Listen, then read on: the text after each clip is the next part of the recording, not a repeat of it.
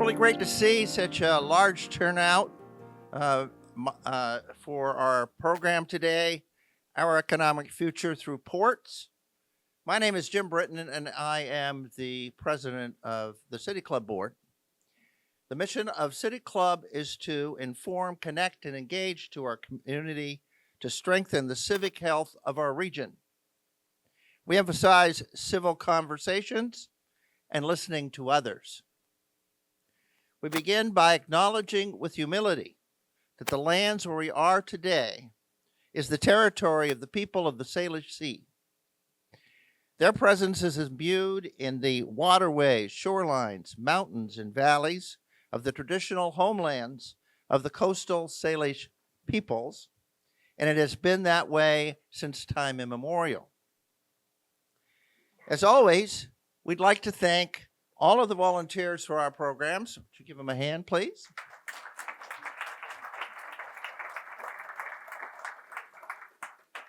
If you know someone who could not attend, please let them know that they can view the video of this presentation next week on our website.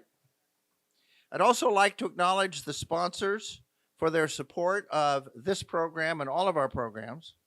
And those are Peace Health St. Joseph Medical Center, Bruce and Claudia Descend, Danny Neal, real estate broker for the Molyacht Group, Firehouse Arts and Event Center, Colshan's CPAs, Opportunity Council, Pacific Continental Realty, Unity Care Northwest, Village Books, Western Washington University, Whatcom Community Foundation, Salish Current, and Baron Quinn Blackwell. Let's acknowledge them, please. Thank you. And I'd also like to thank our caterer for today, Good Bowls, and our videographers. Talking to Crows.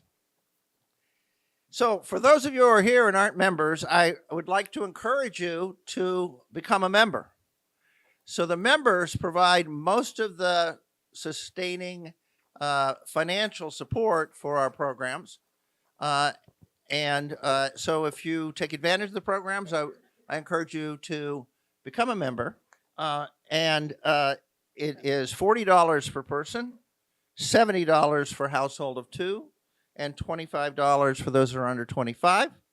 And one extra benefit is that if you're a member, then you pay $5 less for your lunch when you come to the meetings.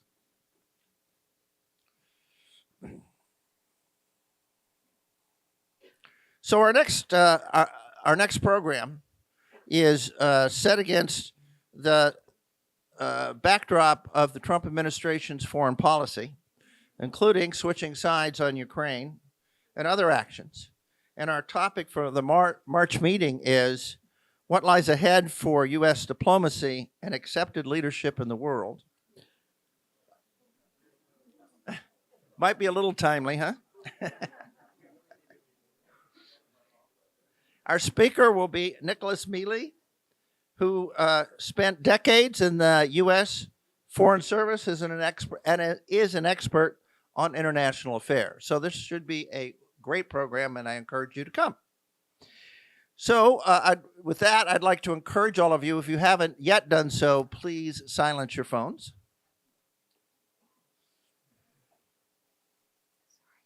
And with that, I'd like to introduce our moderator for today, Jane Bright. Thank you. We need to give the mic back over there. Thank you. How's the volume? Can anybody? We need. Okay. We need to go up. We are working very hard to get the mics right. So thank you. Let's see. Where's Tim Douglas? Tim Douglas, you want to put your hand up? Tim and I worked on this program together, and it was I think kind of a labor of love to bring this topic to everyone.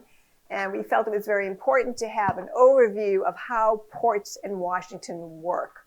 as well as what is going on in the Port of Bellingham. And, there's a lot of interconnectedness. Those oil tankers out in Bellingham Bay that come and hang out for days, weeks sometimes, are headed to Anacortes. For those of us who travel, sometimes the hardest part of any trip is getting from Bellingham to SeaTac, and want to hear about what's going on at the Port of Seattle. So we hope to give you some good information about how all this works. So we're going to start with each panelist who's already told me that they're going to go over their time limit. We did ask them to talk, to cover a lot of ground, but Chris, can you hold up the paddle? We're going to try to keep us on track as best we can, but we did ask to have people cover a lot of information. So we're going to start with Commissioner Kathy Pittis of Anacortes. She's been a commissioner since 2018. Prior to that, she had a 21-year career at the Port of Anacortes, serving in various leadership roles. Let me just do a sound check. How are we doing in the back? Amy, we all right? Okay, thank you. She is the past president of the Washington Public Ports Association, and there's something like 75 ports in Washington State, and currently serves on their nominating committee. She also served on the Northwest Career and Technical Academy General Advisory Committee and is an active Anacortes High School volunteer. She and her husband, Russ, enjoy an active lifestyle, including involvement with their children's and grandchildren's athletic and extracurricular pursuits. You know what I mean. Sorry about that. Thank you. All right, so what we're going to do, we've given each panelist 10 minutes, but what we're going to do with Kathy's time is break it into two segments. First, to give us an overview of how ports work and the state law behind all that. And then after everyone is finished, we're going to go back to Kathy to talk about the experience in Anacortes of going from 3 to 5 commissioners, which is, as you probably know, and Ken will talk about, something that is on the agenda for Bellingham. So, Kathy, if you would. So, thank you. And most importantly, thank you for not inviting me to next month's meeting, because that's going to be a barn burner, I can tell. So I've left the screen up here, and I'm not going to read you these as they go up. I mean, we already mentioned there's 75 ports in the state of Washington. It's the most ports of any state.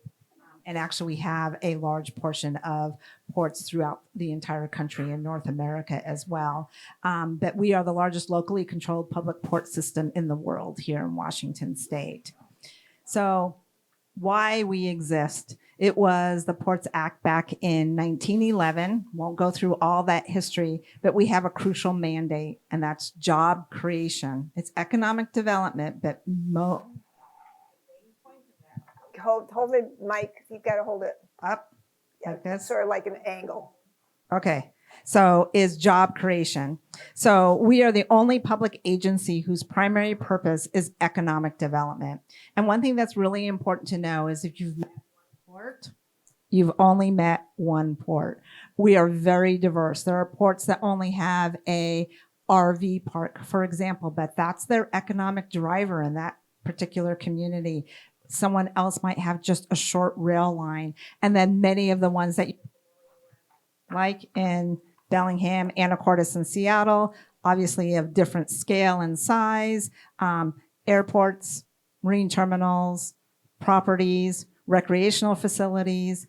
Some go into broadband more than others. So you're familiar with all of those.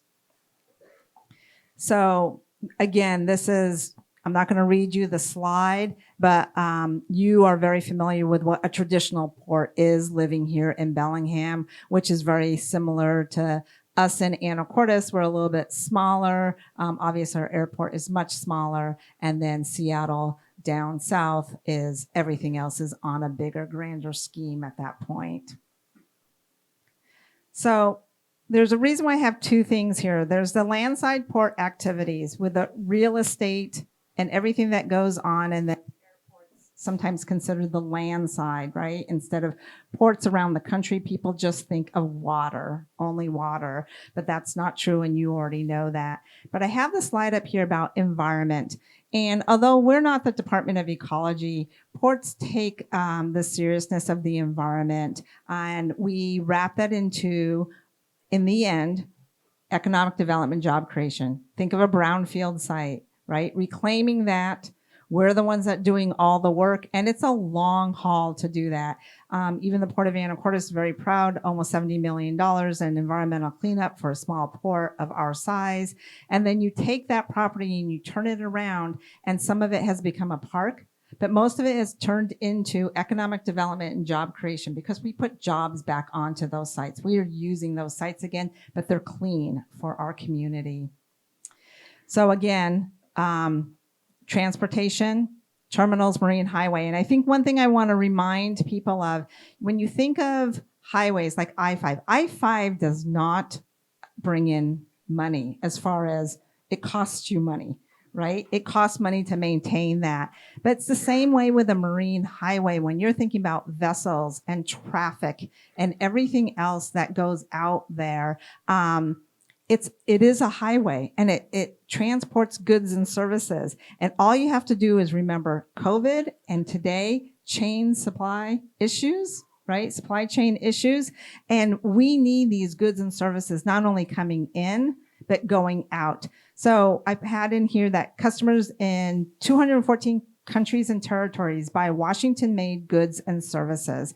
And we can't forget, even here on the western side of the state, how big agriculture is. Agriculture is big in my neck of the woods, even in Skagit County, but I also know it is up here as well.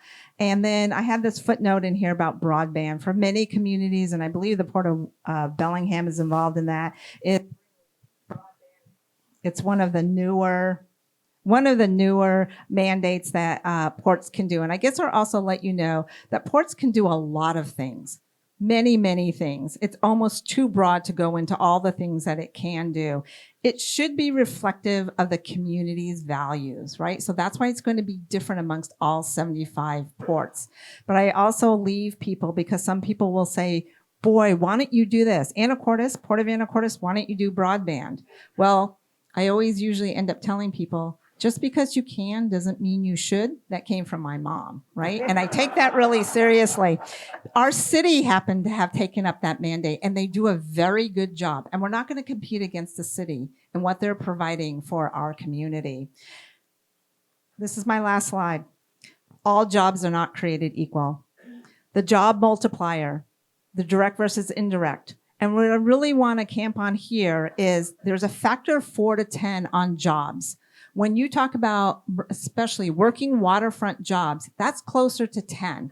A longshoreman might put a box on a ship container. Probably took 10 people to make those widgets that go into that box.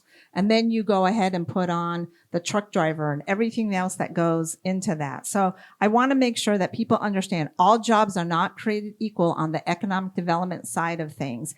And I will also leave you with this. Working waterfronts are an endangered species. Whoop. Thank you, Kathy. Our next speaker, Fred Felleman, was first elected in 2015 as Port of Seattle Commissioner. He founded the Energy and Sustainability Committee and leads efforts to reduce the port's carbon footprint, advance responsible tourism, and strengthen relationships with tribal environments. Fred earned his bachelor's from the University of Michigan and his master's from the University of Washington, studying the feeding ecology of killer whales.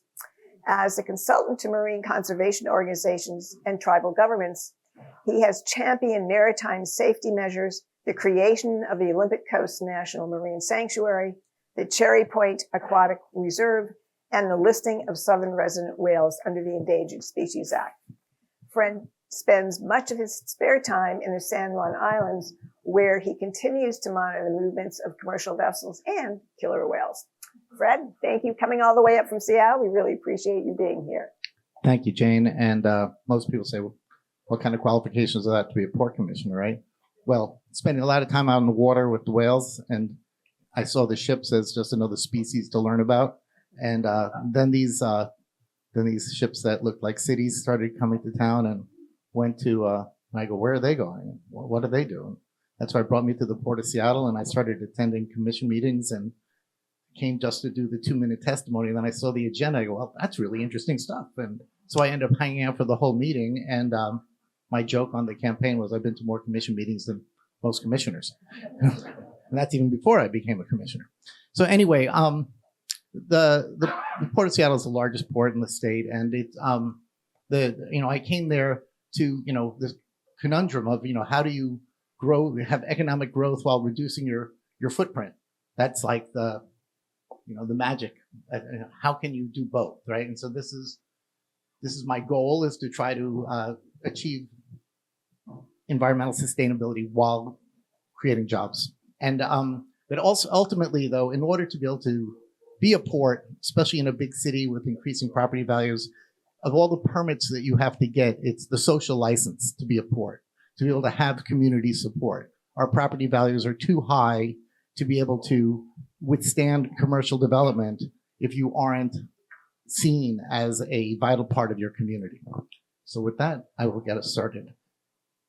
Port of Seattle is not only large, it is also the most diverse port. In fact, one of the most diverse ports in the country, having the SeaTac is, 11th busiest back in 2022, around 13 now. It's the fastest growing airport. It has like the smallest footprint while trying to do that. So we're like bursting at the seams. I think if you guys have seen a little bit of construction, I think our logo will be Pardon Our Dust. And then we have the marine cargo with jointly operated with the Port of Tacoma at the Northwest Seaport Alliance, move like 3 million containers a year approximately. But we also have individually for the Port of Seattle, we have a grain terminal. We have the cruise ship terminals, which are operated separately. The North Pacific's whole fishing fleet basically docks at the Fisherman's Terminal and over at T91. Then we have 4 recreational marinas, the second largest property owner in the city. And I am going to go way over if I don't keep up with the pace. So, you're going to have to read along with Mitch. So anyway, the show's so old, right? So anyway, the economic multipliers that Kathy was talking about, it's not just the 2,000 employees we have, but all the other expansions. And when you can see that the airport is dominant in our revenue side, but all the economic activity of the airport stays in the airport, so we don't go and fund other things. But here comes the growth. So the cruise industry, back in 1999, I was there. I shook the hand of the president of Norwegian Cruise Lines. I go, welcome to Seattle. We do it right here. She says, who are you? I go, well, you're my tenant. So little did he know, right? And so anyway, you see this little dip there. I wonder what that is, right? That's COVID. But you can see our growth continues on, and we're going to get like the Queen Mary comes next. And so we continue to grow our footprint on our cruise footprint. But at the same time, we are electrifying our shore power, our waterfront. So Terminal 91 at the top was 2 berths of a cruise ship. Pier 66, we just put in cruise electrification there. So all 3 of our terminals are electrified. Then on the green side, you see Terminal 5. We just have 2 berths there that just got electrified for cargo handling equipment. And then we have T18 in the future, and T30 and 46 actually is where the power comes from. We ran a submarine cable over to 66 to power it up. So anyway, and then we're also trying to create this green corridor for cruise from Seattle to Alaska. Again, growing cruise while reducing the footprint. Growing the airport, quite amazing. It was like now operating on something like 52 million passengers this past year. And it was designed for a third of that. And so we're having a little bit of construction going on. It's also, like I said, one of the most constrained footprints. And you see the surrounding communities. They were all the communities that sued us when we built the 3rd runway. And now we have this lovely thing called the Highline Forum, where we keep the dialogue going. And in fact, we do now collaborative things. We go to DC, we go to Olympia, lobby for joint things like better air quality management and noise reduction and things like that. So, keep your friends close. And then, so then you can see that there's a bunch of different development things going on. This doesn't even include the picture of the 2nd terminal that will be right where it says roadway improvements, another 16 gates. So when people talk about, we need to have just these satellite terminals, it's not going to cut it. I mean, when the second we're going to be done here, there's going to be need to find another airport. So we have to really build this. It's going to be $1 billion a year is what we're burning right now, and that's even before we get to this development. So this is the $5 billion expansion without this sustainable airport master plan, and you'll be hearing more about that. Again, as we grow the airport, we're trying to get sustainable aviation fuels into the airplanes. It's really the only way to reduce the carbon footprint of airplanes. They're not going to work on batteries for a long time. And so the port has also, part of the waterfront, we want to be seen more and more as a neighbor in the community. So in order for that whole waterfront transformation to occur, we had to create the tunnel. So we put in $280 million into that, getting rid of the viaduct. And then we've done these things more recently, like investing in the aquarium and the Friends of the Waterfront, and trying to coexist with the Pier 66 right on Alaska Way. It's very congested when the cruise ships are there, so we're creating a protected bike lane and working in coordination with like the Gates folks and others who are doing this huge the Elliott Bay connector. For emphasis. And then ultimately, though, which is something that I think all us ports share in common, is this tension with preserving industrial lands. And I'm sure you might have seen on TV the past couple of days, we have hearings going on in Seattle with the city council wanting to change zoning right in front of Terminal 46, right when the tariffs are coming in place, right when the Coast Guard development, there's a industrial lands property battle going on. So the timing couldn't be worse, but it is a Groundhog Day experience. This is an ongoing challenge and why we need to be seen as part of the solution. Then I have a whole nother body of work that I'm doing on tourism and trying to find places like Snoqualmie Falls that are subject to a mass tourism pressure. Obviously, cruise ships can increase that pressure. And we're trying to find ways in where we can create resilience in the community so the public can enjoy the experience, leave behind some money, and try to have a lighter footprint. So anyway, more on that another time. Thank you.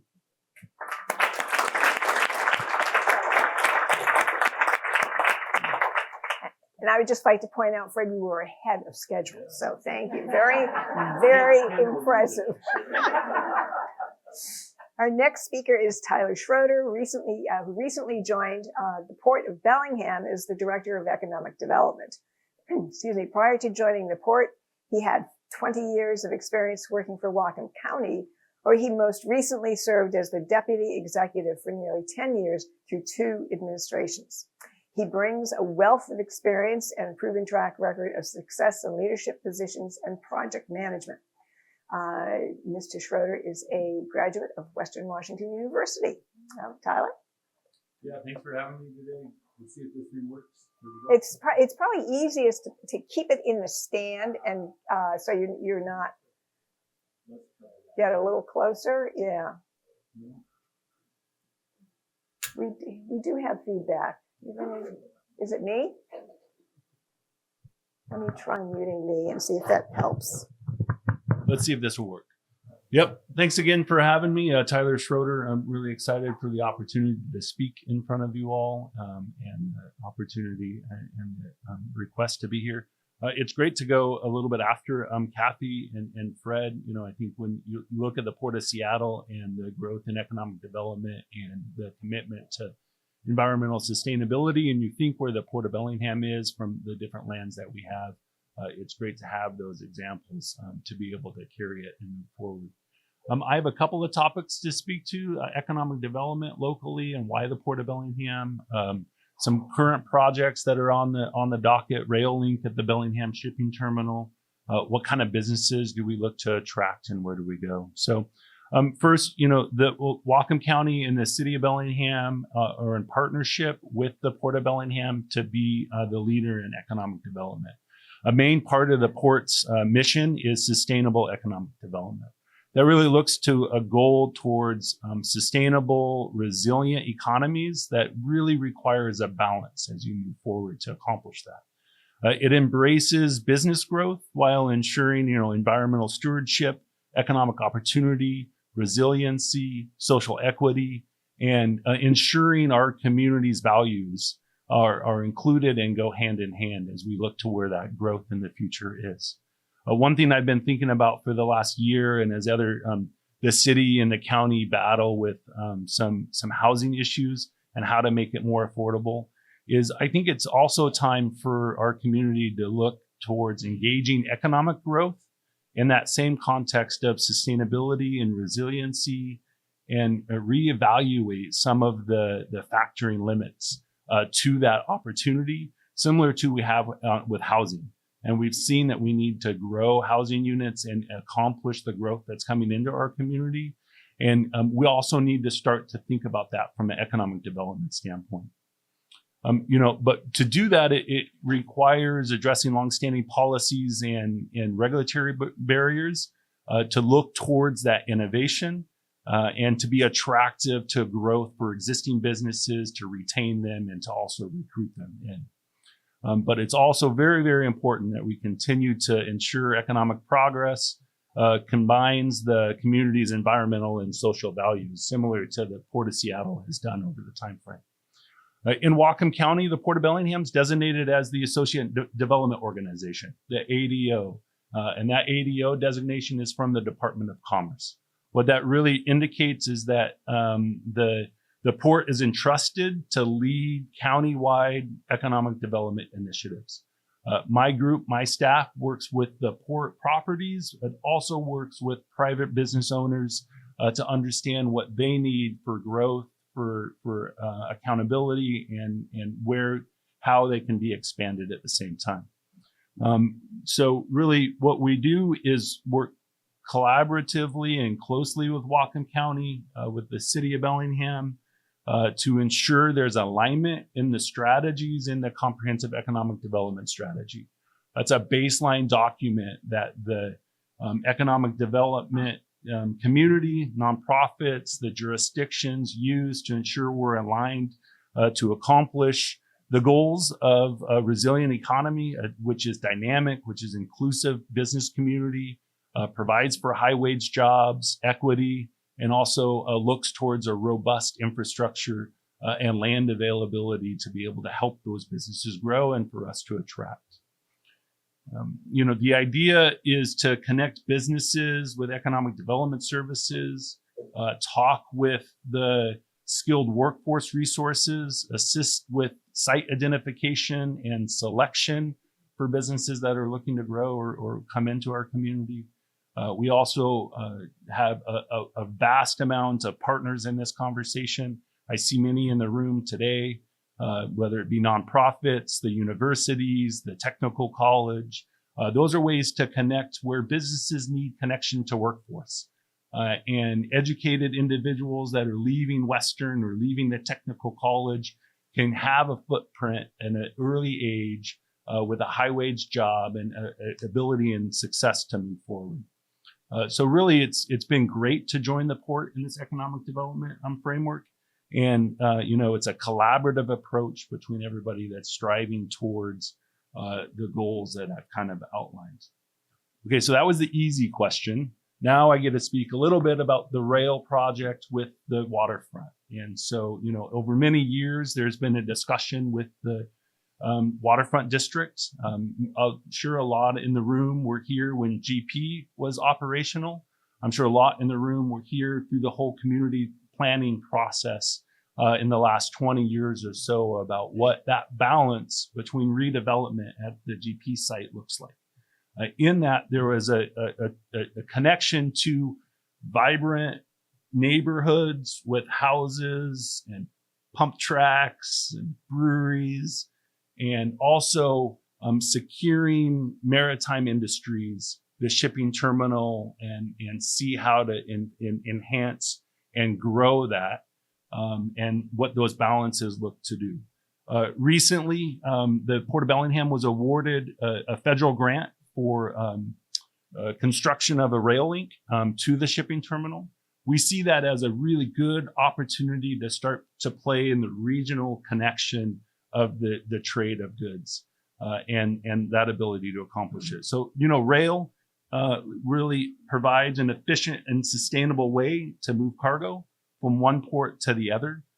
By expanding the rail capacity, the port will really be able to enhance efficiency or reduce environmental impact from trucking and from other ways where that has to do for long hauls, and strengthen the regional supply chain into the future. So when you think about what the shipping terminal is today to what it will be with rail, I think right now is a good time to have this community conversation because we're just at a point where investment in the shipping terminal is going to be able to bring forward new vessels into the shipping terminal. And the rail link will be constructed hopefully by 2027, 2028. The terminal will operate within the standard hours, Monday through Friday, 7 to 5.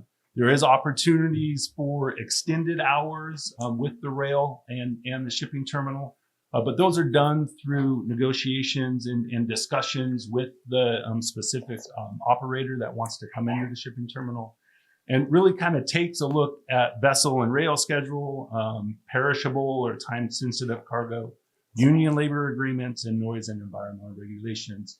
And there's always an opportunity to have discussion with the Port Commission to hear the community input and discussion associated with that, which I can get into a little later. Rail search spur operations, it's likely that there will be 3 to 5 trains a week that could come in once it's constructed in a few years. Loading and unloading may occur, during the time frame, but also outside of some of those standard hours. It's important to also acknowledge that we'll be reviewing labor and staffing conditions. So what's the work shifts look like? How do they align with labor agreements? And how do those play into the decisions associated with it? I think lastly, and most importantly on the rail conversation, there's still many years before it gets constructed. And stakeholder communications, as you've seen in the recent, are very important to the Port Commission and the port overall.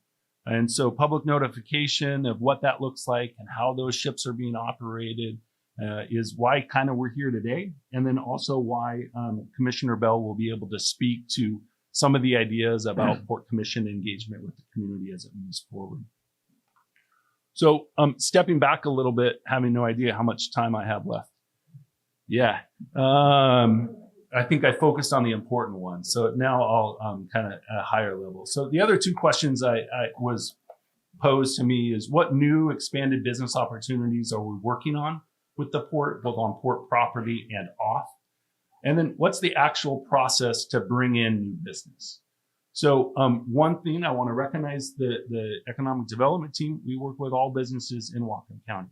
So you can look to some successes like Tidal Vision in Iron Gate, which was started in a 5,000 square foot garage with 10 employees and now has 200 employees worldwide, a 50,000 square foot facility in Iron Gate, and is amazingly enough taking crab shells and changing the world environmentally. Maybe not that much, but cleaning the water with chitosan, looking to flame reduction and PFAS reduction associated with opportunities. And more sustainable fertilizer to help grow crops and where it goes. That's a great example. And the port's economic development team has worked with them kind of hand in hand to provide loans and provide opportunities and site selection to where it goes. From a port operational standpoint, a lot of the potential business opportunities come to the port through a new full-time Marines Terminal Business Development Manager.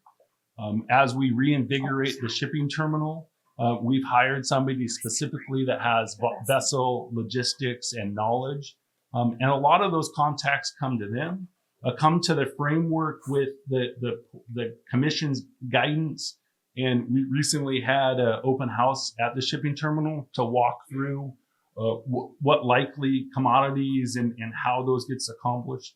And in that conversation, we're really looking to take some capacity from the Port of Seattle and the Port of Vancouver. They're very over capacity. Yeah. And become a place for boutique vessels to be able to unload their commodities in a clean and efficient way. And I'll be able to speak a little bit later in this and if there's any questions I can follow up associated with that. Thank you, Tyler. And I am the source of the feedback here, so I'm going to wander around and try and not do that. Our next speaker is Ken Bell, who's a Port of Commissioner who began his first term in 2018, and he has been a business owner for over 30 years. His previous business was a waste management company known for its ability to work in remote locations like the Yukon Territory, Alaska, and Antarctica. I'll get it eventually. Mr. Bell is currently president and CEO of Iron Creek Group, a company with patented thermal remediation technologies used for cleaning up contaminated soils. Iron Creek is currently working on projects near the Arctic Circle in Canada's Northwest Territories, Northern Ontario, and for the U.S. Navy. He has worked with major ports throughout the world and has experience working on contaminated property redevelopment like those that exist in the Port of Bellingham. Yeah? And yeah, get that nice and close. I'm good. You're good. Oh, thank you. Can you hear me in the back? I would just want to start off by saying give me a great hire for the Port of Bellingham. And I also want to acknowledge that the city of Bellingham also had Brian in the back, and neither the county nor the city would have operated nearly as efficiently without those two gentlemen in the places that they were. So a lot of respect for these two guys for keeping us on the rails. So I appreciate that. Thank you for getting that. I also want to say that she went 10 minutes over in her introduction, so if I go a little bit long, I may or may not listen to the paddle. So I want to just kind of describe the last 7 years of what my expectation was coming in as a port commissioner 8 years ago and what the reality was as we came in. And the last 8 years essentially has been a whirlwind of cleaning up contaminated sites. It's been a whirlwind of dealing with COVID. It's been a whirlwind of dealing with areas of expertise that we didn't necessarily think we would be involved in, like broadband. That became an economic development issue. Recently, housing has become that. My expertise has been to be in shipping terminals around the globe, and I've seen some of the best ports and seen some of the most amazing working ports. So my vision coming in was, look, we're going to become Dunedin, New Zealand. You know, we're going to have all of that. We're going to bring it all in. GP's ready. That wasn't the case. And part of what you have experienced with the Port of Bellingham has been the fact that we've been doing some very hard work under the surface, and I mean that, no pun intended, of the waterways. As a matter of fact, there's a group meeting at this very moment to go through the Fairhaven shipyard to do a tour. If you weren't here, you should be there. But they're going to go through one of the final cleanups. We still have 12 more to do in the Port of Bellingham before we're completely rid of all of the contamination that was legacy contamination left over from the past. And so we have spent a tremendous amount of money. That Fairhaven shipyard is going to cost us $25 million just for the upland portion, not including some of the downland portions. Our shipping terminal isn't complete because we didn't have enough money to get through part of that phases.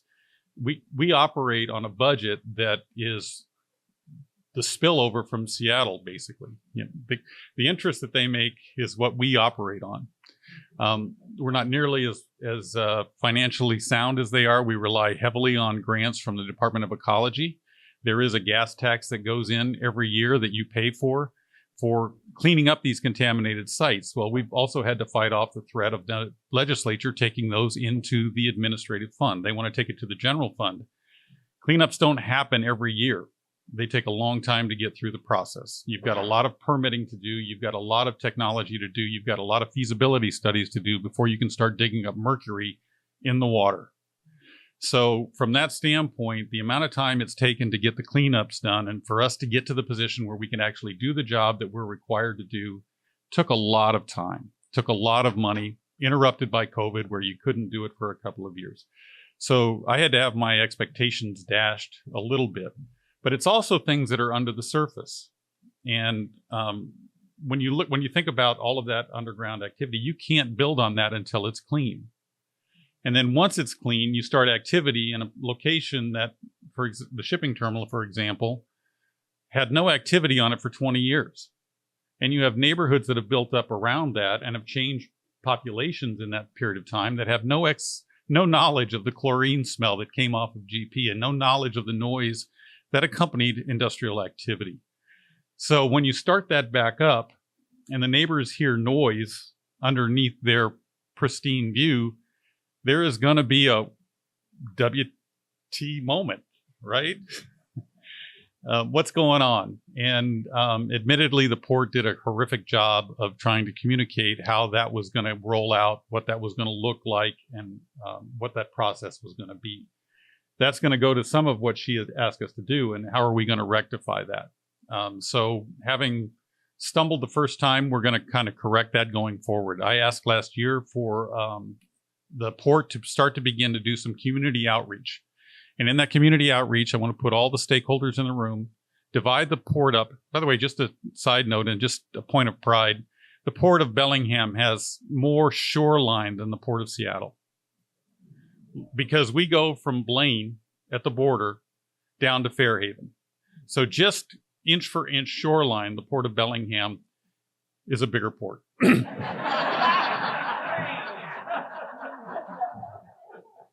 If I could drop the mic, I would. That is really the only point of pride we've got. But we've had a lot to clean up, and you can imagine all of the industries around here that have required that. And we've spent a tremendous amount of money. There's $125 million just in the GP site alone. So the desire for the port to recoup those revenues is only going to come in one way, and that's through economic development. We're going to need jobs on those sites. We have forgotten how much money, economic growth, and how many jobs created on those waterfront sites, and how much that means to the community. One of my pet peeves is that we continue to subsidize housing because it's too expensive, but yet we fight industrial activity that's going to bring working wage jobs to the waterfront. So my biggest pet peeve is that people who will complain about jobs on the waterfront and moving in union wage jobs and having containers and land will be the first ones to say we got to subsidize housing. Well, the way we subsidize housing is to give somebody a job. And the way we bring productivity back into lives is to give people jobs. So that's really been my focus, and that's been what I want to communicate to you. But the community outreach effort is extensive. And going forward, what you're going to see is a number of different forums where we bring stakeholders in and we talk about where we are, where we've been, and what's happening. And the stakeholders will then understand from a transparency standpoint what our goals are. And we'll have some input back into that. When we got the opportunity to restart the shipping terminal, we said, oh man, thank you. And we just started. You know, we had our head down, we were cleaning it up. It was finally clean. We had an opportunity to do something. So like idiots, we just forged ahead. We didn't do enough review. We didn't have enough conversation about it, which is a topic we'll get to in a minute. But there was a lot of things wrong with the way that was rolled out. So we have learned that lesson. You're going to start to see a lot more community activity from us. You're going to be invited to a lot more forums where we talk about what does the waterfront look like. We're going to divide it up into Blaine. You're going to have the working waterfront area, which is basically H Street over to the Bellwether Spit, which is an industrial area. You're going to have the waterfront, which is where the old GP site was. We're going to talk about the shipping terminal. We're going to talk about the GP site itself and what the future of that looks like. A little bit of history on that. 8 years ago, I didn't realize we'd be in court with Harcourt for a solid 8 years. That contract was signed before I became a commissioner, and we're still dealing with that and still do not have the ability to build out the waterfront the way we think the waterfront should be built out. That being said, there still needs to be a community conversation around how that's going to happen, because it's 2025. It's not 2008 when those things were originally envisioned.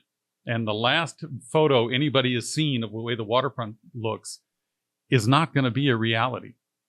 And for those of you that are used to the pump track and the container village, just know that that is a temporary fix. We sat there and said, we've got a piece of property here that's going to go fallow until we get through this Harcourt arbitration. How do we make use of it? And some of this came out of my expertise. I happened to be flying through Christchurch, New Zealand, and there was an earthquake in 2011 that leveled the city. The only way for them to get their vendors back in was to put containers out behind the city to get commerce back in. The Container Village in Christchurch, New Zealand, if you'll Google it, is one of the most iconic places in New Zealand. And that downtown core now is more vibrant because of the way it was put in place. So we said, let's put a container village in. When we're ready to do the full-on development and bring what's next, those containers can be moved. That village can be transported. There was a park scheduled for the center that the city of Bellingham was in charge of laying out. We can't do that until we get building. So we put a pump track in there. But again, just know that those were temporary measures. They may not be now. I mean, that container village has become so popular that I think there'll be a storming of the Bastille before we move that. But I wanted to talk about that. Then the next thing was the airport. And I'll take questions later, and I'll stick around afterwards for anybody that wants to talk about this. But the airport, the struggles at the airport have been immense. And I just want to talk about Southwest for a second and talk about how airlines make their choices. Well, the first thing I want to say is Everett took our business. We had a whole platform of flights. We went to Hawaii. We went to a number of different areas. But all of those airlines, Alaska on down, decided that Everett was a much better market than Bellingham. Too far to get to Bellingham from Seattle. Seattle was a much better market. So they took our platform and moved it down to Everett. In that transition, we lost a lot of the Alaska flights that were typically coming out of here. So you say, why wasn't it that way? Then we got Southwest Airlines. The problem with Southwest Airlines was they ordered 90 planes for their fleet to continue their operations around the country. Boeing, because of their issues, was only able to deliver 20. So Southwest Airlines is faced with a proposition where they've got a need for 90 airlines. Some of them have to be phased out, but they can't support the business that they have put in place. So they went through their list and they said, which are the airports where we can no longer is sustainable? We happen to be one of those 4 where the business we generated was not enough. Not to say that our flights weren't full. The flight to Denver was 93% full every time it went out, but the margins weren't there for some of the other operations. The other thing you need to know is when an airline decides to bring a flight in, it's not just, hey, let's get a flight in from Denver and take it over to Mesa or take it down to Utah. It is an entire network of things. Where does that plane go after it hits Phoenix? Where does it go after it hits Utah? It's got to have a route. It's got to be scheduled in. There's got to be a demand in all those other places. So before they say, yeah, we're going to come back to Bellingham, there has to be a conversation with the airline, and the airline has to have an economic need for a route that is a brand new route. So getting an airline back in is not as easy as it sounds. And then I've got a bunch of other stuff, but I really want to talk about the engagement. And then I think I'm going to stop because you're going to go to Kathy. Right. Thank you, Ken. As if you've been following what's going on at the port, you know that there is discussion about going from 3 commissioners to 5 commissioners. And of course did that. So we asked Kathy to spend a few minutes talking about the end of course experience and the pros and cons, and then we'll go back to Ken so he can talk about his view on that for Bellingham. So Kathy? So I was on staff when we went from 3 to 5. When I first heard about that proposal, I thought I might jump into the channel just because they're commissioners. Why would I want more of them? And especially as a staff member, often your view is if the commissioners would just go away, I could do my job a whole lot better. But I realize this is why we exist, and they really are. They set the vision. And I will say this, I've been a victim of many a bad commissioner, and I've seen amazing commissioners too. So I wanted to make sure that you understood that background there. So what I've seen, and now being on one of the 5 commissioners being elected there, is, as far as cons go, I'll go there first. It is more expensive, not that it's a sustainable living to be on a commissioner's salary, but now you're paying for 5 of those instead of 3, and the medical benefit that goes along with that. And then you're hurting just a couple more cats in that. But on the pro side, what I've seen, and it took me a while to get there, is I did see the ability for commissioners, and always within OPMA, the Open Public Meetings Act, is that they had one other person they could talk to. So I'll use the example. If Fred was on my commission, I can talk to Fred. about whatever the case might be. Project A. We can talk about Project A. The other commissioners cannot talk to myself or to Fred about that other project because then you have a quorum and you can't create a serial meeting. And we take that very seriously. The Port of Anacortes was actually in violation of that a number of years ago. And good commissioners understand this, that there's training. We go through required training, but also training. No one wants to be on the front page of the newspaper saying that you violated the Open Public Meetings Act and then had later an audit finding or whatever the case might be. So we take those things very seriously. But it can be difficult it feels like three silos at times, right? So I saw that as an upside. The other part for us, although we are really small, we're very unique and diverse in our community. We have a long commercial fishing history. We have the working waterfront side. We have many that have transplanted in. So it's a different group all the way around. And with 5 people felt that they were more represented. Our commission is very diverse in their backgrounds. Our circles of influence, if you drew a Venn diagram, there's no intersecting. It really is. And that works well for representing your community. So I will say that. However, I'm going to be Switzerland when it comes to Bellingham, because as I said before, if you met one port, you've met one port. And your commission, your port should be reflective of the values of your community. So I'm not going to ever step in to say it's a good thing or a bad thing for Whatcom County to have 5 commissioners, because that's up to the voters to decide on that. Ken, go for it. Well, I'm going to go back to a couple of things I wanted to also talk about, because I didn't get a chance to, was part of the history was we had to come to an agreement with the Lummi tribe. And they challenged every permit we had for improving any improvements along our waterfront. So we couldn't repair a dock without an agreement with the tribe. So it took until 2019 for us to have the agreement with the tribe, which is an amazing agreement where they get free fishing. In exchange for, we get to repair the docks that we have. So imagine that every dock we had or everything we wanted was challenged by the tribe until we came to an agreement. So right now we can repair infrastructure that we have. We can't build new because we're in the middle of a second agreement. But one of your questions was, how do we interface with the tribe? Mm-hmm. And we're planning to do a little bit more of that. But on the 3 to 5, I'll just give you my experience, and it really came to light in the last year, maybe 2.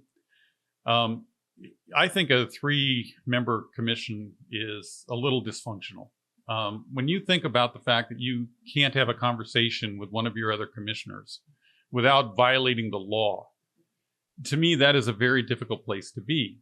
And I'll give you just some personal examples. Let's say you get on the wrong side of one of your commissioners and you have a little tussle. Well, you have a choice. You can either do that in public, right? Or you can use the executive director as a conduit for that. And the executive director isn't necessarily going to speak the way you speak. You can't have a 2-hour conversation to resolve the issue, right? So having a 3-member commission is dysfunctional at its core from my experience in the process. You don't have the ability to exchange ideas. Everything is done through an intermediary. This is a little bit maybe controversial, but I will tell you that I think we're probably the first commission that has ever held to those standards as strongly as we have. I believe most other commissions have talked to each other because it's very difficult not to. And when you think about how you communicate to somebody, if I wanted to get something over to one of my commissioners, I have to use an intermediary because I can't speak to them. That's dysfunctional. So how do I go to one of Kathy's friends and say, hey, can you tell Kathy to straighten up? What the heck? Well, that's viewed as improper as well. And the commissioners don't like that. Other commissioners will come down on you because you've used an intermediary and spoken out of school. So the one-on-one communication is incredibly important. And I just believe that a 5-member commission represented equally along the districts that we have for our county council where you can actually take somebody out, you can have a conversation, you can have a cup of coffee, and you can talk about the issues of the day. I think you'll get a much better process. I think you'll get much more dialogue. I think it'll be worth the expense of what it takes. And it will change the dynamic, though, at the executive director role. And one of the questions you ask is, what's the role of the staff versus what's the role of the commission? For those of you that don't know, the commission, we're getting rich up here. We get paid $160 a meeting, I think, is the current rate. And we can only have one meeting a day. So the most we can make in a year is $17,000 in this role as a commission. It is a part-time job. We all have careers. So our function is to be a conduit from the community. Mine happens to be the business community because that's what I'm involved in. Bobby Briscoe happens to be in the fishing community. That's his area of expertise. Michael is a professor at the college. A great commission when we bring our minds together because we all come from different areas, but we can't talk to each other about that. And I can't say, hey, look, this is how the business world would look at it. And he can't say, hey, look, you're missing this from the academic community, right? That makes for a better process. And I think the 5-member commission would be a better process so that we could at least take somebody out to the woodshed if we had to, or take somebody in for an educational meeting if we had to. The policy is mostly driven, and most of our agendas are driven by the staff. And so the staff will be working on something. It's their full-time job. It's not ours. Like she said, I'm cleaning up soil at the Northwest Territories up, on the Arctic Circle. I'm not thinking about the port 24/7. I'm thinking about the policy issues. I'm thinking about what we do as a board of directors. And correct me if I'm wrong on this, or if you see it differently. But we are a board of directors, and our job is to guide things. So we don't get into the weeds. As a matter of fact, if we get into the weeds, we're stepping on our executive director's toes.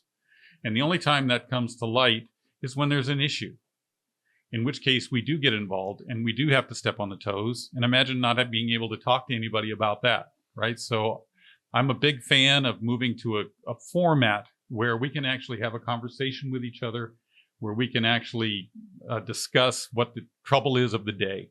And I contend that most of our projects will be better. I will go back to the process. We're going to be setting these meetings aside. I'm committed to making sure that happens this year.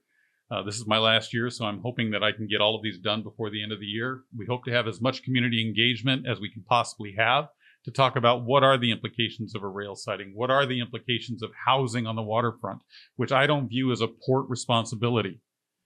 I view that as a city responsibility and a county responsibility to do housing. Our job is to make sure that we put people to work.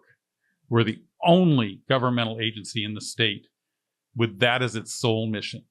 So you confuse us with housing, you confuse us with other areas, you're taking away the mission that we were given by the state. And that is to keep our waterways open, to keep economic development going, and to make sure that we've got a good environment to keep the businesses we have, grow them, and to bring in new. And we are going to be tussling with homeowners from time to time. But, I look at that and say, we didn't put the houses there. I liken this to the airport.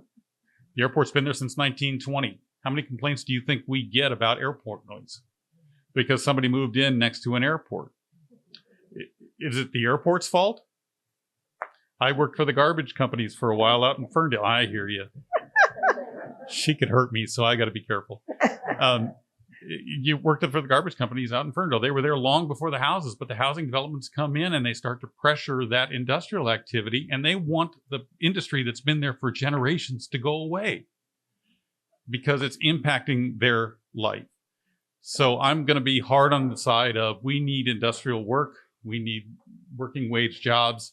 We need to keep industry in this town to create that economy that people can afford their own houses. They can go to work. And we're not subsidizing those. Thank you, Ken. Let's move on. Fred, this is a question for you. Washington State passed a law in 2023 that city and county comprehensive plans must, quote, advance environmental justice.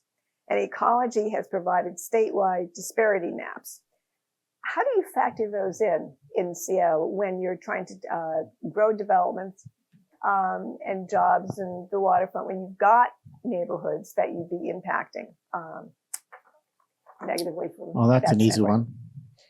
one. So there's clearly ports are regional assets, right? They're not just serving an individual community, but we have disproportional impacts on certain communities, right? So everybody uses the airport, but there are folks that live around the airport, and I have some sympathy that people who bought the less expensive property near the airport didn't expect it to grow logarithmically. So yes, they were sitting next to an airport, but now we're operating at over 50 million flights a year, passengers a year. So so that's a challenge. So what we do have, we have a tax base, which we get something like $80 million a year. So it's just around $75 a household of, I think $700,000 household pays about $70. So, and obviously the houses in Bellevue and stuff are more than that. And I will go to Bellevue and I go, you should be proud to pay that. You should be happy to pay that because you get to fly into the airport and we pay for extra insulation for housing. We are putting HEPA filters in schools and things like that. Some of this is matched with the FAA, at least once it was. And when we had an FAA, I mean, and so these sort of mitigations, and also communities that live next to the seaport, like they're getting the truck traffic and the emissions from the ships and things like that. And so we have community programs. Again, there's no revenue associated with them, so it's a tax-based issue that we are making sure that those that are most directly impacted also have the opportunity to have the best opportunities associated with that. So economic development opportunities for those communities, making sure that they can opportunities to work near where they live and things like that. So both in terms of trying to mitigate the negative impacts as well as trying to create the opportunities associated with being proximal to the airport operations. So these things are directly considered, like when we're doing this airport expansion right now, the FAA did an environmental assessment, not an EIS. And what's the EIS? Environmental impact statement, a much more thorough environmental review. And the FAA has their own constraints in the way they look at the world. But, they said the Puget Sound Air Quality Agency is like the jurisdiction for air quality in the area, but it's like a 3-county area.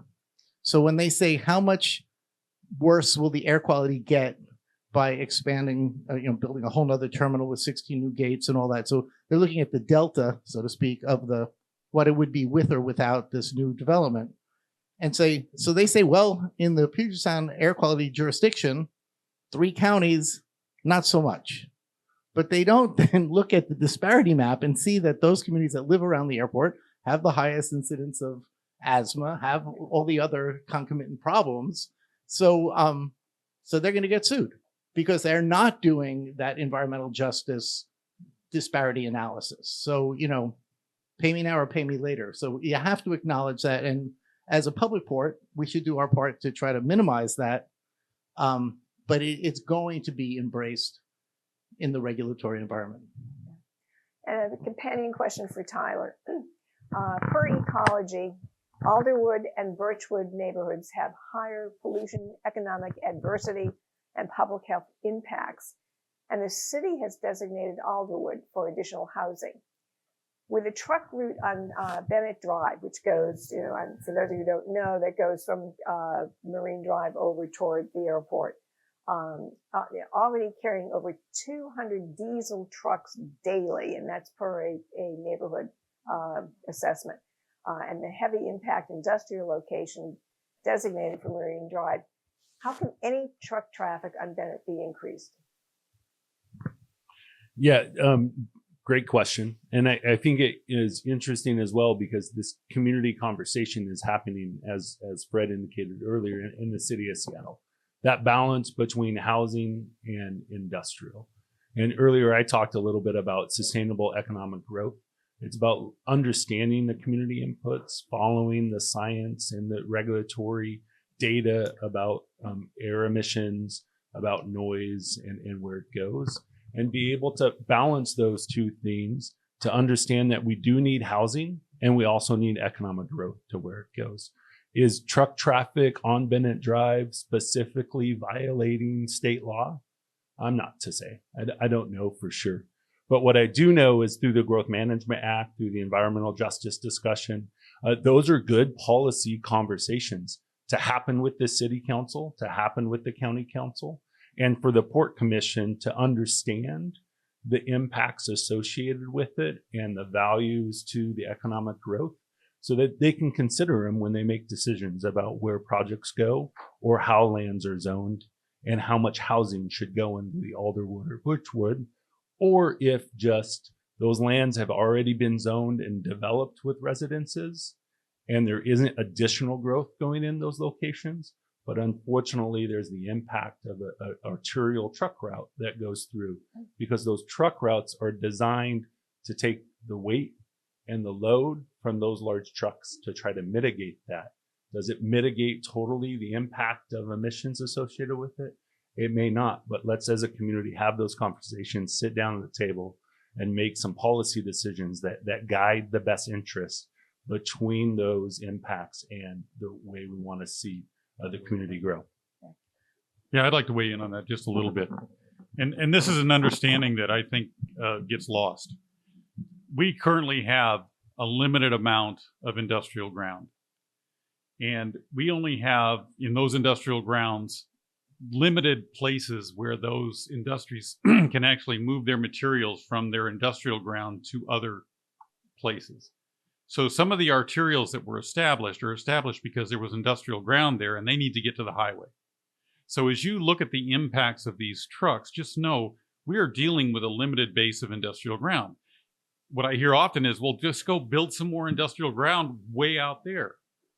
What it takes to put industrial ground is you need lots of water. You need lots of power. You need access to not only rail, but you also need access to highways. You're not going to go stick that just anywhere. It's going to take a tremendous amount of capital to build any other type of industrial place. Well, why don't you go out to Cherry Point? We don't own Cherry Point, right? So when you talk about the impacts on some of these neighborhoods, the industrial ground was there long before the housing was, and the housing started to encroach on those areas. And now they're saying, hey, wait a minute, don't take the trucks. We don't have any place else to put industry other than industrial zone ground. One of the biggest battles we've got currently is people wanting to change industrial ground from industrial to accommodate housing. You're taking away one of our most valuable resources for job growth and job creation. So of course you're going to get some blowback on that because you're taking away our ability and one of the tools in our toolbox to make it.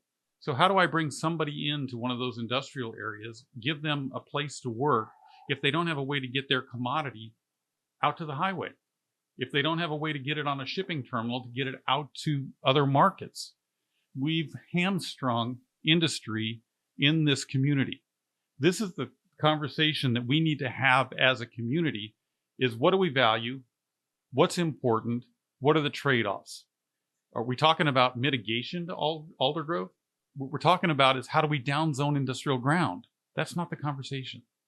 How do we maintain the industrial ground? How do we put mitigating factors in place so that we don't have that problem is another part of that discussion that hasn't been going on.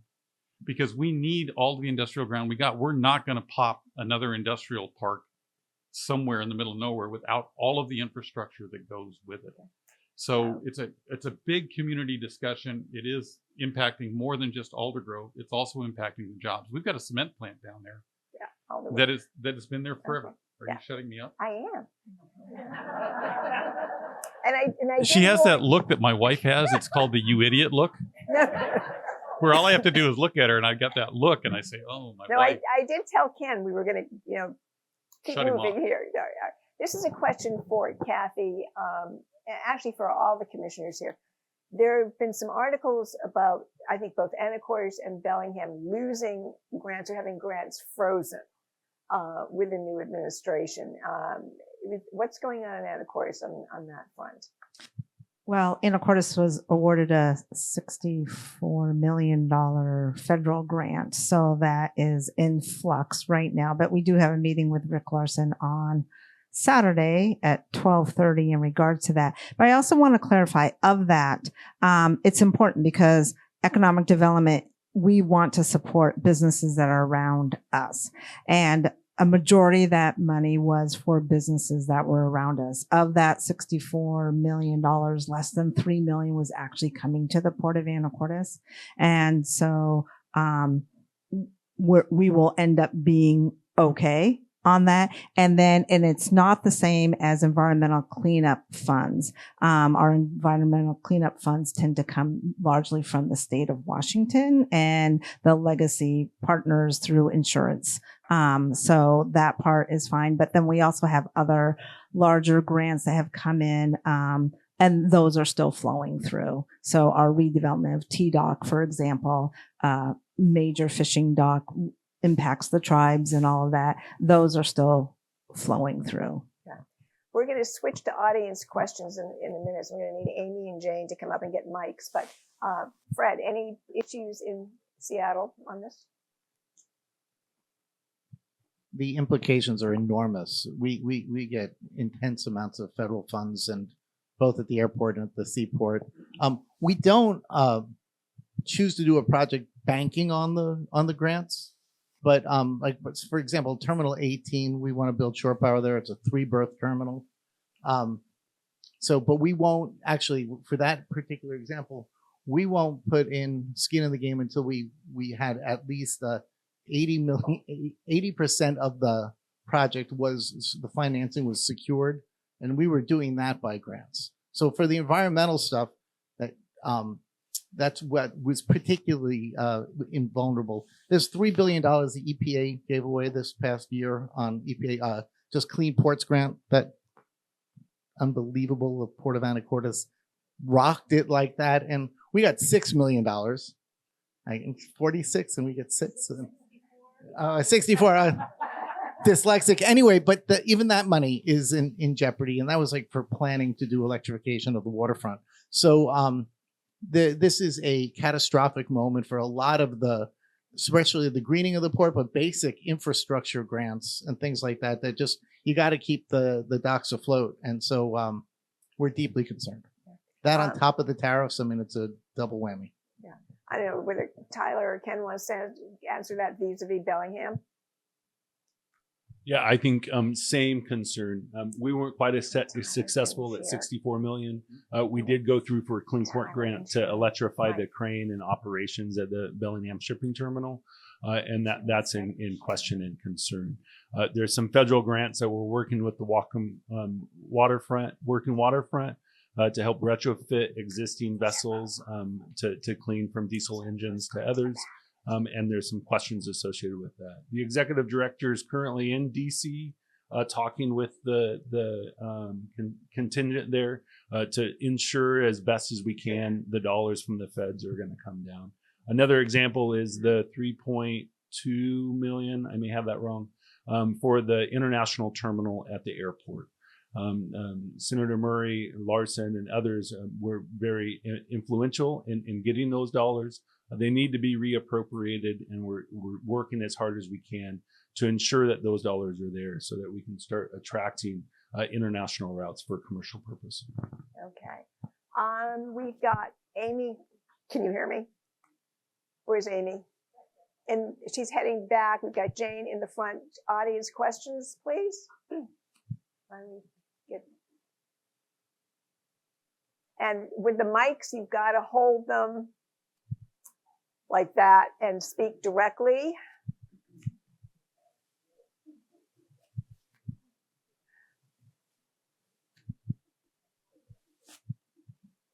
The logistics here are a little challenging. We're very, very cozy here. And if you could identify who you are, please.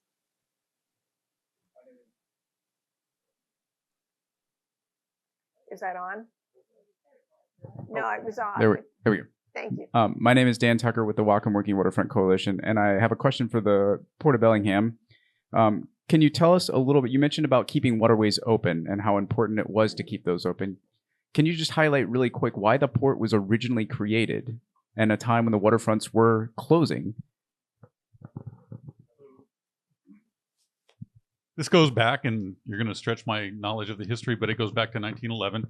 And originally, there were large landowners that were buying up land around the state of Washington, including the lumber companies. And if you go out to the Port of Grays Harbor, you'll see a lot of those areas. They were all private ownership. And so the average business could not access the waterway without going through a monopoly. Essentially, if you look at the Weyerhaeuser monopoly, they would have a tremendous amount of land. No one could access the water. Ports were established in 1911 to make sure that the waterways maintained open for commerce and for public use, and were no longer controlled by large corporations and monopolies. The railroads were a particular issue for the Port of Seattle, and you know, it was also a vote of the people, right? It's a public port, so it went to a vote, so specifically to make sure the public had access. Questions in the back of the room? Anybody? No? Not enough coffee here? Okay. Jane?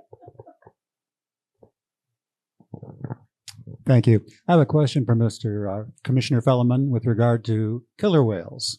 What is the general condition as far as the health of killer whales in the area? And is all of this economic activity that you've been talking about going to affect them in a harmful way? And specifically, I've been meaning to ask someone who has the expertise this question many times. If we put wind turbines in Bellingham Bay, will that affect killer whales? All right, so we have another hour here, right? So my favorite question possible.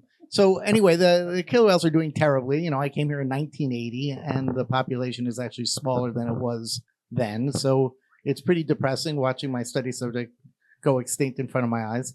It is the three-legged stool. We always talk about what holds the population up.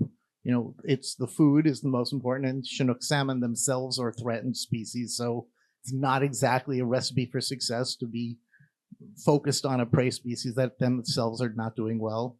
There is the mostly residual pollution in their blubber that from this history of pollution that we have, you can look at killer whales along the whole West Coast, and the ones that are closer to California, their blubber looks more like DDT, and ours look more like PCB based on the agricultural runoff there versus our industrial operations up here. And then we look at noise is one of the other issues that have been an issue that is getting more to your point. But there, you know, just like everything in the environment, it's all related, right? So if you had enough food, you wouldn't be digesting your own blubber and releasing those chemicals. In fact, transient whales eat harbor seals, and they're on the growth curve like nobody's business. They're much more polluted, but they stay fat and happy, right? And so, and you don't need and they actually are stealth hunters. They know where the seals haul out, so they go there. Whereas resident whales are cruising predators. They're looking for migratory fish, and so using echolocation and things like that to detect where the fish are. That's why having masking noises in the water can make the few fish that are out there appear even fewer. So additional vessel traffic is a problem. Interestingly, in Puget Sound, the biggest source of noise is the ferry system, right? Because they're constantly running. They don't slow down. They're on a bus schedule, right? But what we're doing based on modeling after Canada, and because of Kathy Pittis, who served as the WPPA president when the governor created the Orca Task Force, how many years ago? That we were to model after the ECHO program in Canada. What we created was Quiet Sound, where for a small strip, basically on the west side of Whidbey Island, the ships would slow down. And for every knot, it's a decibel, and if you're 3 decibels, is a halving of the noise. So you can reduce the noise impact of a ship by slowing it down.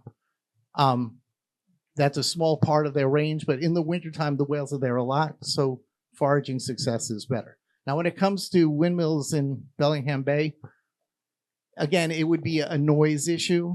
Primarily would be the question. I don't know what the transmission of noise into the water is there. I actually thought it was turbines in the water, not in windmills in the air, but which is another concern. Forage fish, salmon, they're all related to things that are, people are talking about. There is a new project called And if some folks are calling it, orca blenders. But I don't know the specifics of the project you're talking about, but it is always of concern that that there could be disruption there. But the noise question can be mitigated, but it is pretty hard, especially when ferries are like about half the acoustic budget of Puget Sound. Other questions from the audience?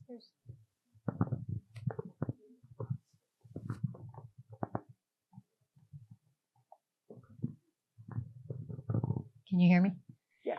I have a question and thoughts too about commerce here in Bellingham and Whatcom County. I think everyone would agree that we want a thriving economy and we want our children to be able to afford a home and our children's children. So that we can all agree on. I see the cement plant, for instance. It's so automated. They hire maybe 5 full-time people, so that ends up being 1 employee per about 5 acres. And so when we think about commerce and we think about industry all the time associating that with commerce, we might benefit from thinking out of the box a little more. Do you have a question? Yes. I'm just trying to get to it. So my question is, has the port been looking at a study on, when you have a large acreage, there could be a lot of small businesses in a large acreage. And does that pencil out as being economically as viable as a big industry that doesn't hire very many people? And then B, are we exploring apprenticeships, ways to hire people for skilled jobs that are less harmful to our environment? Yeah. So again, Tyler Schroeder, Economic Development Director for the Port of Bellingham. The port is actually working on a Whatcom County industrial land study. It's in partnership with the cities in the county to inform the comp plan process. But more specifically, it's looking at what our existing industries are, what level of wages, whether it be family wages or high wage jobs, and how does that in each industry sector bring those jobs so that we can focus growth in those sectors to move forward. So I don't have a specific answer to like one high industrial use compared to others, but we are analyzing it and looking at what type of advanced manufacturing, OEM manufacturing that can be done inside, that brings engineering talent in, that's clean energy, clean tech, so that we can focus our efforts towards attracting those because they'll meet our community values and that social equity conversation that I had earlier today. And I'm just going to put a little cap to that. As much as we desire to have certain industries, we are somewhat at the whim of the industries. They have to want to come here as well. So we can put out the bait, but they don't always bite the hook. So when somebody says, why don't you have a Microsoft or an Amazon or a whatever down at your waterfront with all those clean jobs, they're not coming, right? So we've got what we've got in the way of infrastructure. We've got what we've got in the way of assets.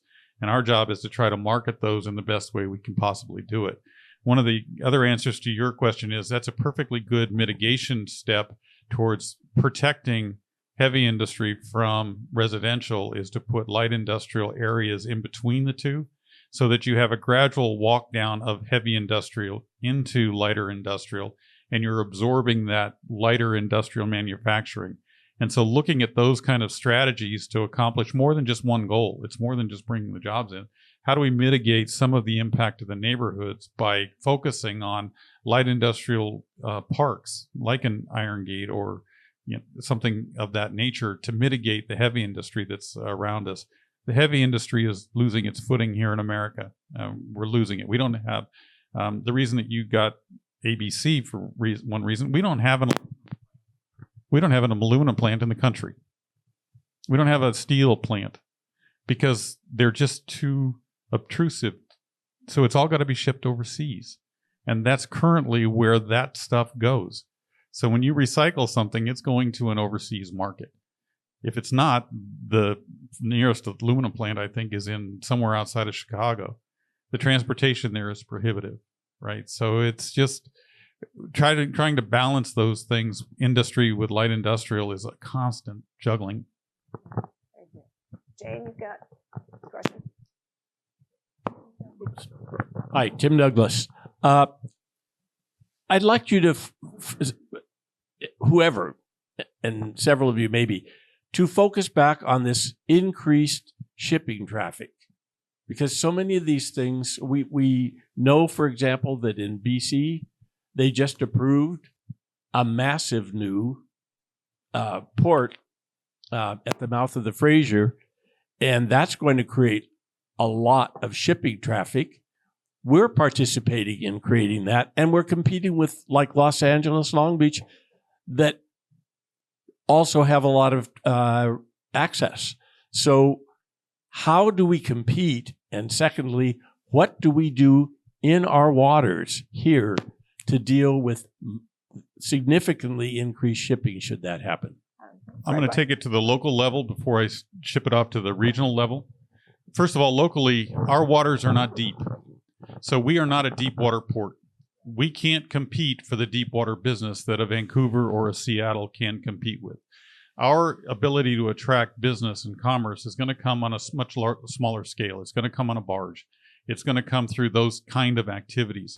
So the amount that we can take is going to be limited by the waters that we have. Secondly, we're going to get a lot of activity, just like we have seen. The fishing industry is being shut down in numerous areas because it's more convenient for them to put in housing. That industry is coming here because we've got a more attractive base for that.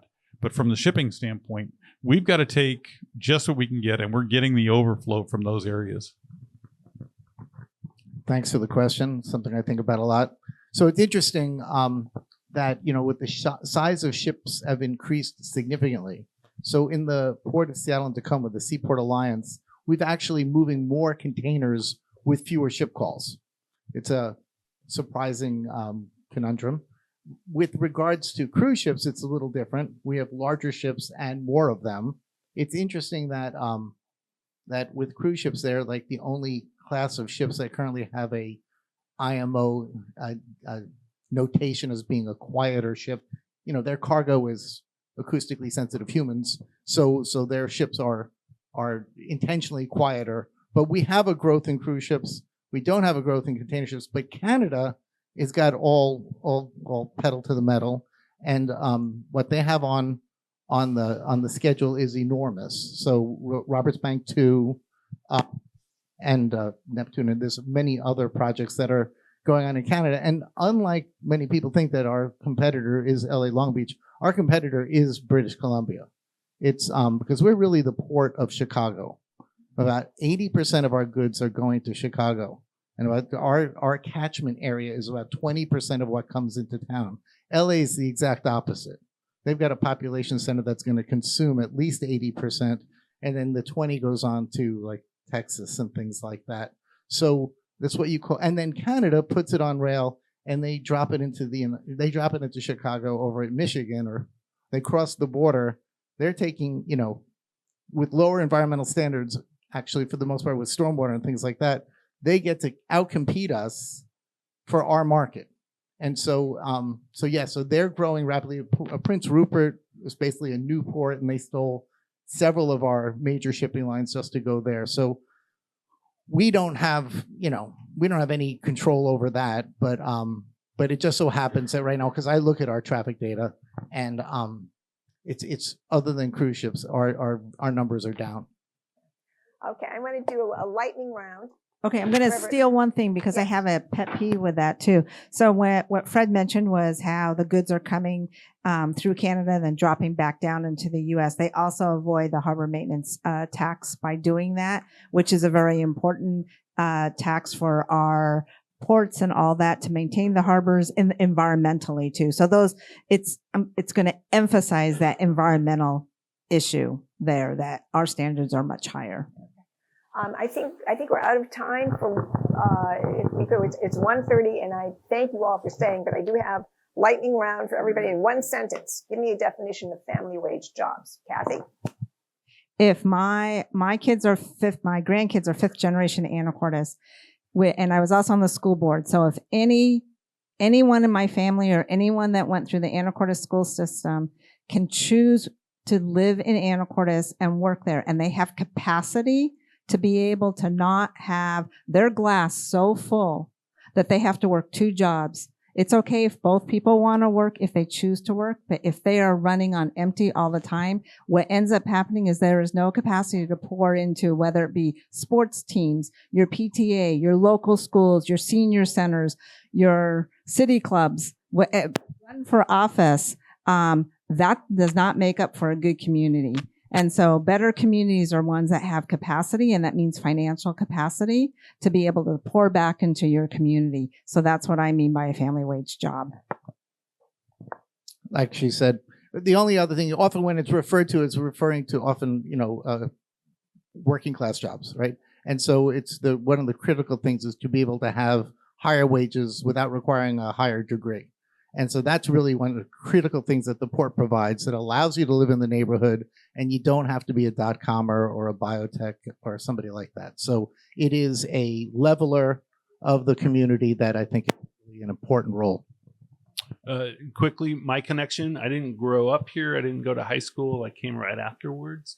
But family wage jobs to me are those that grow up, go to high school, and can get jobs and stay in our community and afford the housing and afford the other things that are. That's why I'm so excited about taking this position to help that community conversation, make those connections, and grow those family wage jobs. Ken? Can you make the living that makes you happy, that satisfies you, to give you what you need, is a living wage job? That's going to be different for me. Going to be different from John, who comes down from Canada. It's going to be different from anybody in the room. So can you make what you need to get your children educated and your family on a solid footing? Okay. I would like to thank our panel today for very interesting information, and we have a little thank you gift. And I want to thank all of you for coming. And if you're not already a member, there are membership applications on the table, and you can do it online as well. And again, hope to see you in March. Thank you all.